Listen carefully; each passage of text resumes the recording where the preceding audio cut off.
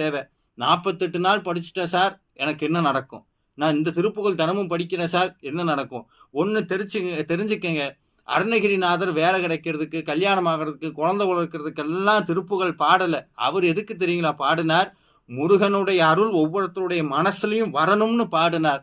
முருகனுடைய அருள் வேணும்னு யாரெல்லாம் திருப்புகழ் பாடுறாங்களோ அவங்களுக்கு அந்தந்த குறைகள் எல்லாம் நிவர்த்தி ஆகிறது இன்னைக்கும் பார்க்கிறோம். அப்ப இனிமேல் திருப்புகழ் பாடும்போதோ இல்ல வேல்மாறல் சொல்லும் போதோ இது நடக்கணும், இது நடக்கணும், நான் இவ்வளவு நாள் படிக்கிறேன், எனக்கு இது நடக்கணும் அப்படின்னு சொல்லி அந்த ஆசையோட படிக்காய்.